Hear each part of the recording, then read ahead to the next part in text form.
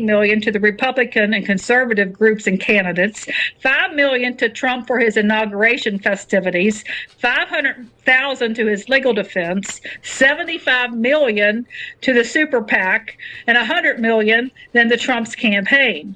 And their one goal that they have been working on for decades is to move that embassy to Jerusalem. And so reports emerged that she was conditioning her support for the former president on allowing Israel to annex the occupied West Bank. That's what she wants. She wants them to be able to annex the West Bank. She's a mega donor to the Israeli settlements in the occupied West Bank. And so the embassy was moved there. He did that. And she worked to make that happen. And so, interesting, he moved the embassy in 2018, which was 70 years after Israel became a state. So again, watch for the number 70. But the thing is in 2015, Trump was talking about Senator Marco Rubio. He was saying, if the Adelsons give him the money, they'll have total control over him. He said that's the problem with but that's the way the system works. Whoever gives the money, that's who has the control. This is what Trump said. He said, I don't want anybody's money. He said, if Sheldon gives him money, he's got control over him. He'll be his perfect little puppet. He said, I think that's why I'm leading, because nobody controls me but the American public. I'm going to do the right thing for the country, not the right thing for the company I represent as a lobbyist or whatever it may be. Well, guess what? Marco Rubio is now his Secretary of State nominee. So he is now bringing him in. He said he was a puppet to the same people who gave him the $100 million. And so another thing was, Kushner, Jared Kushner and Ivanka, they both converted to Judaism. And she was raised a Presbyterian Christian. And Jared said that when he told Trump that she was going to be converting, Trump said, well, why does she have to convert? Why don't you convert? And Kushner said, because she made the decision herself. And Trump said, well, that's great. Most people think I'm Jewish anyway. Most of my friends are Jewish. I have all these awards from the synagogues, and they love me in Israel. So he went right along with it and didn't, buck it in any way. And then, one of the most disappointing things for me was Huckabee. I used to think Huckabee was really a godly man, and so He's now vehemently supporting Israel, and he's saying there's no such thing as a Palestinian. And guess who gave him an award?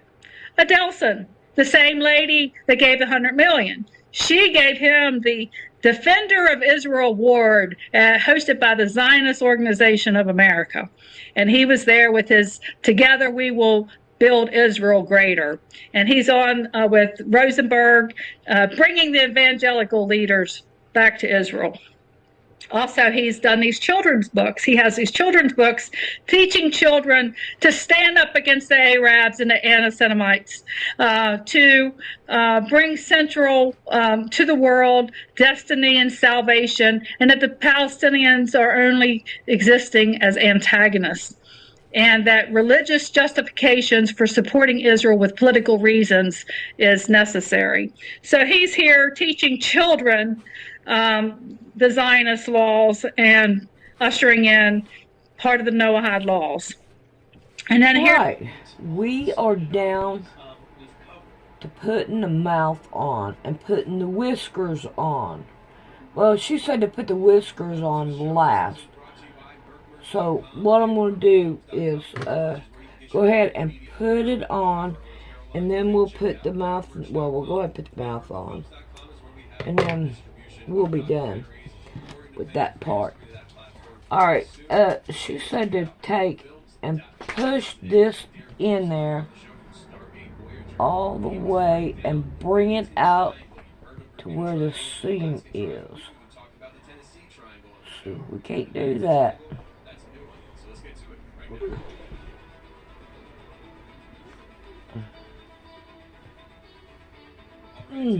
Nah. So if I can use these to get it pulled out. Yep. Alright. Now, she said to pull this down in there. No, they... Alright, let's see if we can't get the oar. And try to push it down in there. Alright, I'm going to go right on top of it. If I can see it. And put a little bitty hole right there. No, well, come on, why ain't you want to go in there?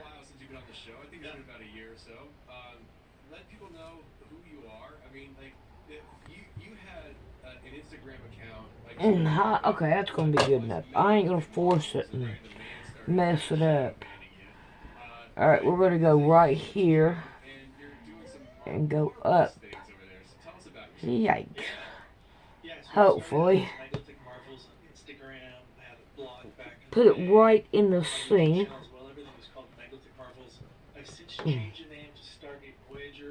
Ugh. Alright.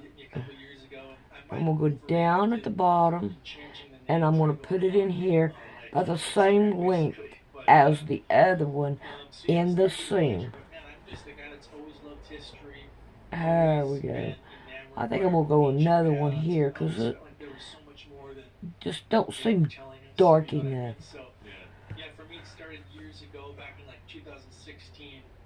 And I'm going to go up. I wonder if them little eyeballs that I have will work. Oh, come on, Sandy.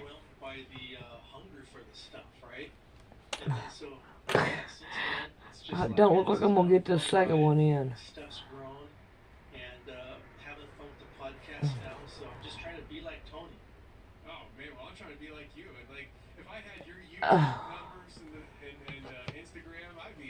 There we go. Listen, man, the YouTube channel I was looking at is awesome.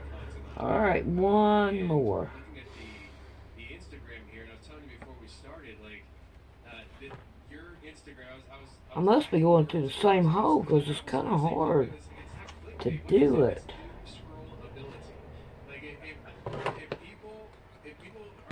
There we go.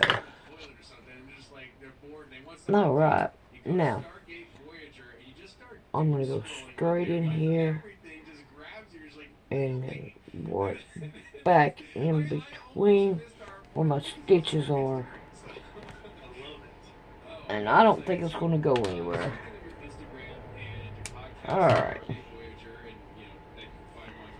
Yes. I wonder if them old eyeballs will work.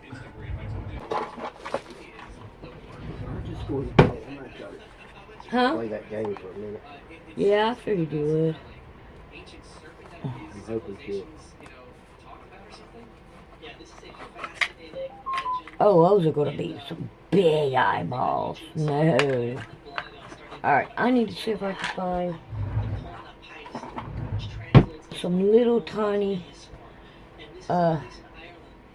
eyes. We want a yellow eye. Let's try that. Oh.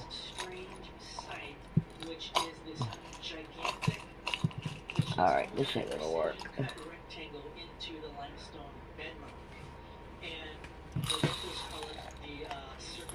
Oh, here's a little tiny blue one. And another blue one. Oh, no, huh? No, no. Alright, this right here is a waste of time.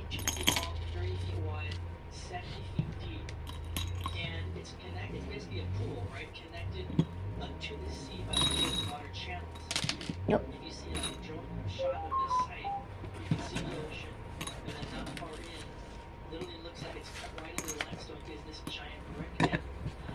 Alright, let's go see what I got.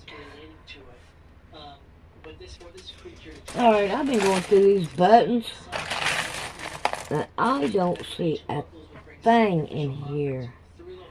They're all too big. I'd have to have some small. So I'm not going to put any eyes on it unless I put do them like with my thread.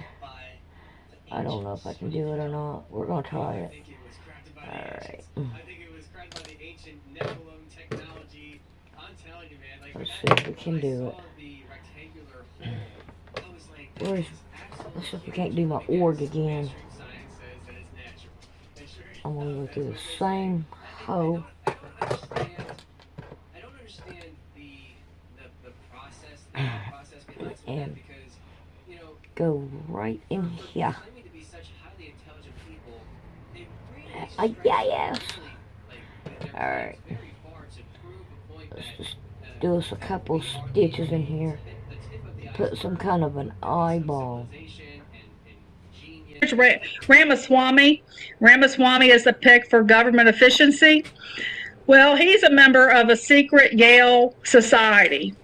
And this secret society was was started by this U.S. congressman named Booker, Cory Booker, who started the secret society with the Rabbi Heck, who was a mentor to Ramaswamy. And I'm going to tell you, this is a rabbit hole right here. What we're getting into right now, these next couple slides, you're going to see how this all connects and ties together. But Ramaswamy has these Noahide connections through this U.S. Senator Cory Booker, who is a Baptist.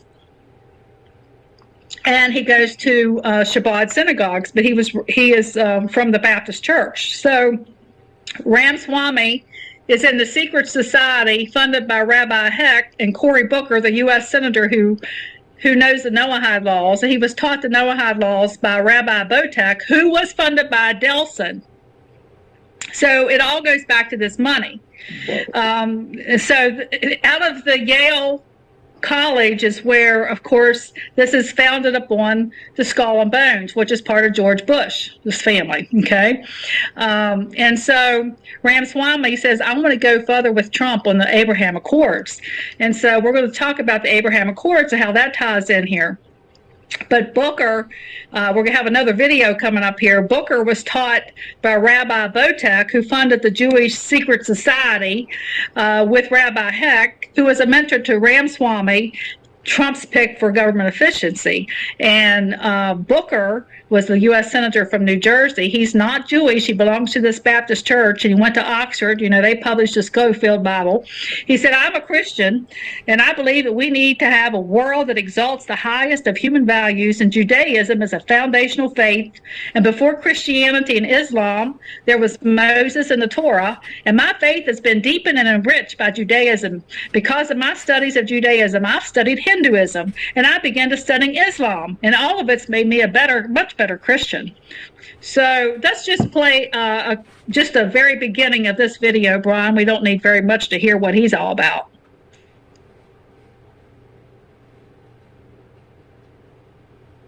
By the end of my first year at Oxford, our society had grown. Me, this young man, him, this You can young stop it whenever you rabbi. want. We suddenly became amidst the second largest student group in all of Oxford, next to the famous Oxford Union. And by the end of the first year, he said, look, Judaism is about these core ideals, and ultimately it was the 7 Noahide laws, these basic ideals of man, and you evidence them, Cory. And I believe in you, and I want you to do me a favor. I said, what? I goes, I want you to be the president of this Chabad house. The president of the Oxford L'Chaim Society. You don't have to play the whole thing. Yep. Pause it. Okay, so Rabbi Botek, he taught these Noahide laws to Cory Booker, who founded the Yale Secret Society that Ramaswamy belongs to, and he's Trump's pick for government efficiency. Well, this rabbi is the most famous rabbi in America. He's the face of Judaism. He was a spiritual guide to Michael Jackson. He wrote the book, The Soul of Michael Jackson. He was the founder of the World Values Network, and who received $1 million from the Adelsons for that network. And he received $500,000 from the super PAC that the Adelsons gave money to. And he has a kosher sex empire involving his daughter in Israel. And they have this kosher sex store. So he has all of these connections that come all the way back to Ramaswamy. Now, this World Values Network that Adelson gave the money for, that she supported, the $1 million, they're having a gala next couple weeks, December the 11th. You can go. Anybody can attend. $1,000 is required to attend. And at that gala, our RFK is going to speak, and Tulsi Gabbard's going to speak. And they're going to talk about the universal Jewish values coming into mainstream America, and how America is going to be reborn with unity and social cohesion. And they're going to highlight the Torah and the Bible. And this was funded by Adelson. And so Tulsi Gabbard's going to be speaking there. She's the first Hindu American who's been nominated for the picked for the U.S. Director of National Intelligence. She's the first Hindu in U.S. Congress. She took her oath on the Hindu scripture. She's a member of the cult Science of Identity Foundation, founded by Chris Butler, who's her spirit guide.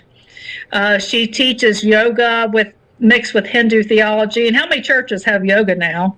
Or how many Christians think it's okay? And she's also, his teachings also include condemning homosexuality, hostility towards Islam, and skepticism of science. And so Tulsi Gabbard is described as this advanced devotee to Chris Butler, who has a different Hindu name. It's really long there, you can see it. But the Science of Identity Foundation has political ambitions, and they've been in business for almost 50 years. They created the Party for Godly Government. And in 1977, the Honolulu Advertiser said that they were the secret spiritual base of a new political force. And they have her now as our new Director of National Intelligence. Now, guess what about her? Also, she was the guest speaker for John Hagee's 2015 Christians United for Israel conference. She was a speaker there. And so she got her award from that Rabbi Botak, the one I just told you about, who has close ties to Adelson. And so what's coming is a Hindu Zionist and a Christian Zionist alliance that will usher in the Noahide in America. And John Hagee is a part of that. So Zionism is a political movement using Christians and Jews to advance an agenda for the New World Order. John Hagee's Christians United for Israel, CUFI, is the largest pro-Israel organization in the United States. It has 10 million members, 3 million more members than the entirety of the American Jewish community. And it's not composed of Jews, it's all Christian evangelicals. And so he thinks that all of this is a requirement. You know, we have to get rid of Palestine. That's a requirement for the end times for Jesus to come back to earth. Now, his co-founder, David Brog, he now has an agenda, 2024, to bridge the gap between the Hindus and the Jews so that they can come together. And he also attends a Shabbat synagogue. Now, he's the co-founder with John Hagee, attending a Noahide Shabbat synagogue. And so John Hagee was the one that Donald Trump selected to give the benediction at the U.S. Embassy in Jerusalem when that was moved down to Jerusalem. And so the church has been hoodwinked. They're afraid to stand for truth. They can't see. They can't hear. They don't know the nature of their surroundings. They don't even know what situation they're in. The situation of intimacy with Christ has been pierced. You know, they're blinded. They have a cable tow around their neck. They're half naked. They're uncertain. And they have an unreality. They don't know what's real. People don't know what's true. There's helplessness in the church, disoriented, insecurity. It's a mockery of Jesus Christ. That's what's going on. And their minds have been blinded because they're a part of this. The more we're a part of it, our minds become blinded. And remember, I told you I was there with this young Jewish kid that said, we're going to bring in the Noahide laws. Well, my guide here beside of him, very wonderful guide, he's John Hagee's personal tour guide. And that's who I got to be my guide for 2 years. He's been my guide. And I sat down with him personally, and, I started telling him about the 2030 agenda and things, and he was Googling everything. And he said, Dinah, I bring a lot of people over here, and I tour a lot of people in Israel, but I've never had anybody just sit down and tell me this stuff. He had been excommunicated from his Jewish family because he tours with Christians, but yet he's not allowed to be a Christian either. But he said, this is really deep stuff. Almost thou persuadest me to be a Christian, he said. And so, there's a lot of, that's our job. Our job is to bring Jesus Christ to everybody. Amen. The Muslims, the Jews, whoever they are. That's our job. And see, they're bringing their religion here, but we need to be proclaiming Jesus Christ. And Christian Zionism is coming into the Iranians. They're bringing Christian Zionism into the Iran now, Christian Zionism, the whole Kufi thing, they're growing and growing. They're bringing more people under the Hebrew roots, the Holy One of Israel, the people of faith, but not Jesus Christ. People are seeking for something real. And, there's a falsehood out there. And you cannot be under Judaism and Christianity. Titus 1:10-15 says we cannot mingle Judaism and Christianity. They are mingling Hinduism and Judaism because they both have mysticism. And so they can use Noahide as their base with the Hindu religion. But you cannot bring Judaism and Christianity because it's Christ and Antichrist. Amen. So bringing emerging it into the right wing of America is a step towards a social conservatism that's needed to usher in the Noahide agenda. Take a watch and see how many Hindus you're going to find now in public positions. And you might even find this big monkey statue down in Texas. Oh, that's true. Yeah. So the one world religion, the terminology, Noahide we've talked about, you'll hear coexistence, tolerance, anti-Semitism, interfaith, Abraham Accords, the Abraham Family House, those types of things. But the Abraham Accords was signed by Donald Trump in 2020, and it was a signing to bring together Judaism, Islam, Christianity, to bring these into a peace, bring peace, bring coexistence. It was a historic signing that happened at the White House, and it's connected to the Abrahamic Family House in Abu Dhabi that opened a day after I saw the blood moon. And it's an interfaith complex that has a synagogue, a mosque, and a church representing Catholicism, not Christianity. And guess what they named the synagogue after? Maimonides. They've named it after him. And so this project began with a signature by the Muslims, and Pope Francis is involved with that. And Jared Kushner, he was nominated by Trump for his work on the Abraham Accords to bring together diplomatic relations between Israel and the United Arab Emirates, Bahrain, Sudan, and Morocco. And they would honor Abraham, and they would recognize him as the patriarch for Judaism, Christianity, and Islam. And so Representative Mike Lawler from New York says that we are closer to a lasting long-term peace in the Middle East than we have ever been. So why do you think these other countries are not stepping up and helping Gaza? Why do you think a lot of them are not helping? the Palestinians, because a lot of them have a foothold already. They have a foothold in those countries. They've already signed and taken an oath that they're going to stand with Israel on certain things. Okay, so we see that. We're going to see that in another situation here. But the United Nations biblical Bible verse up in New York City, this is on the building in New York on First Avenue, and it was created in 1948 to usher in the state of Israel. They shall beat their swords into plowshares and their spears into pruning hooks. Nation shall not lift up sword against nation, neither shall they learn war anymore. And that's where they want us to see that they think they are the ones that's bringing in the peace and the order out of chaos.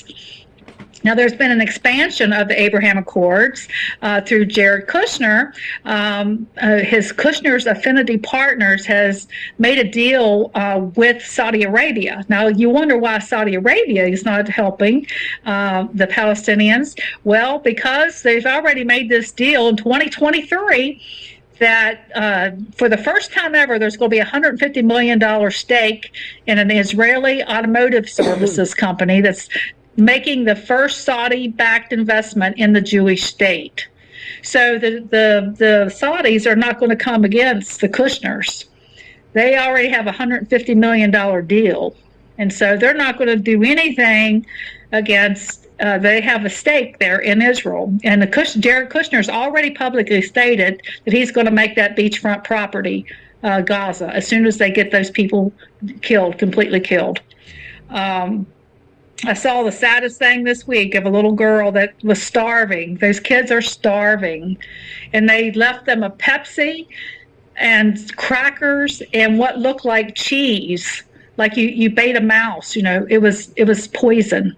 The cheese was poison, and the kids were eating it and going into convulsions. It's just such a horrible thing, And so back on the subject, we have senators and congressmen pushing this interfaith dialogue. We have coexistence being pushed through the Abraham Accords, interfaith, tolerance, anti-Semitism. These are all things to try to push us into control underneath of these Judaic laws. It's coming into the clergy. If you're a 501c church, you're part of it. You've signed into it. Colleges.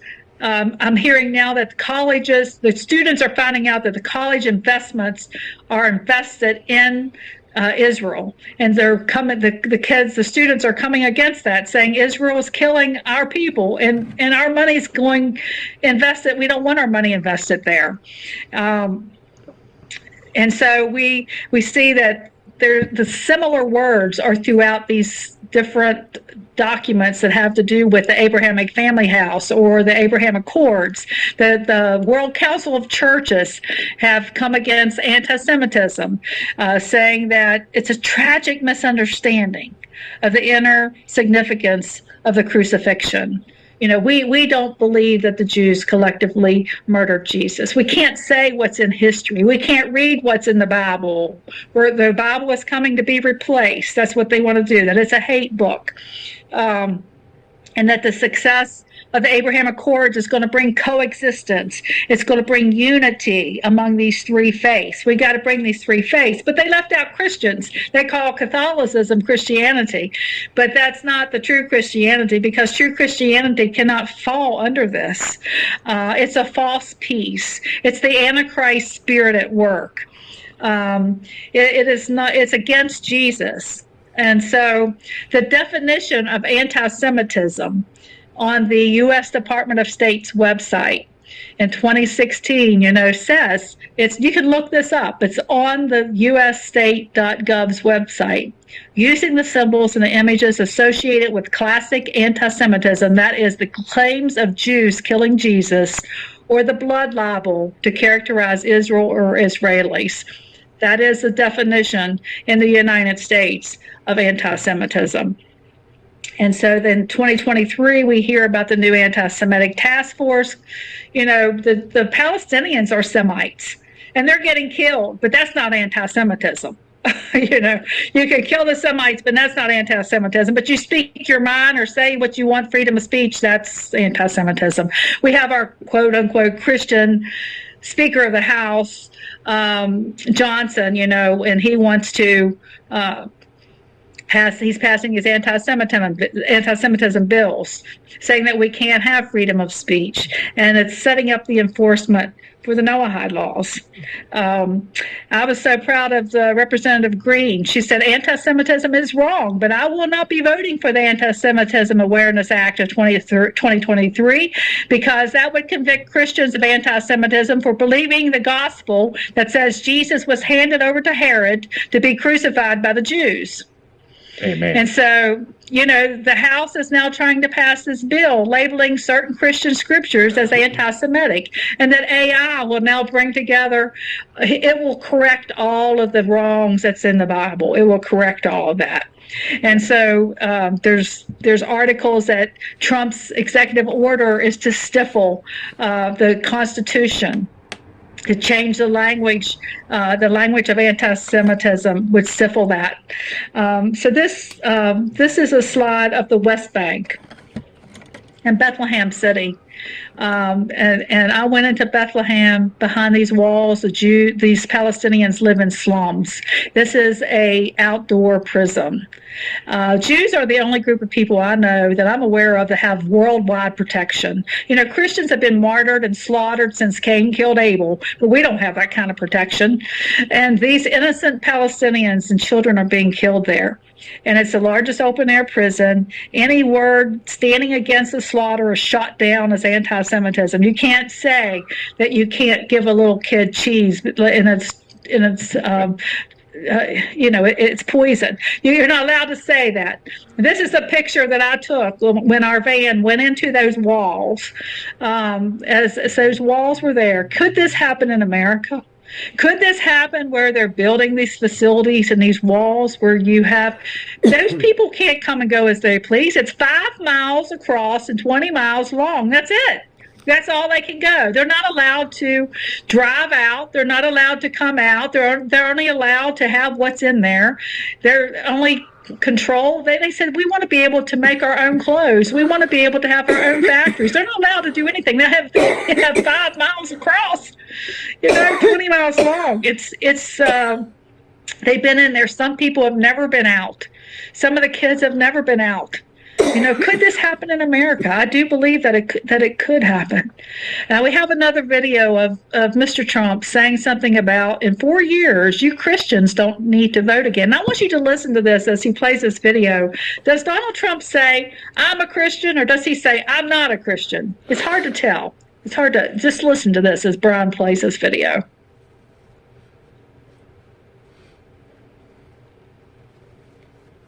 We have to win this election, most important election ever. We want a landslide that's too big to rig. If you want to save America, get your friends, get your family, get everyone you know, and vote.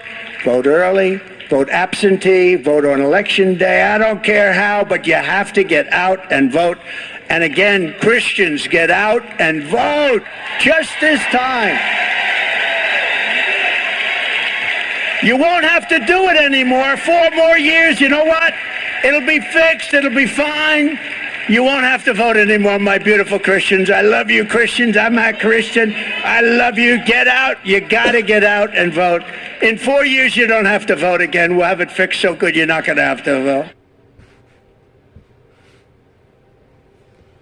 What does it mean in 4 years you don't have to vote again? We'll have it fixed so good you're not going to have to vote. What does it mean? And what did he say? Did he say I'm not a Christian? Did he say I'm a Christian?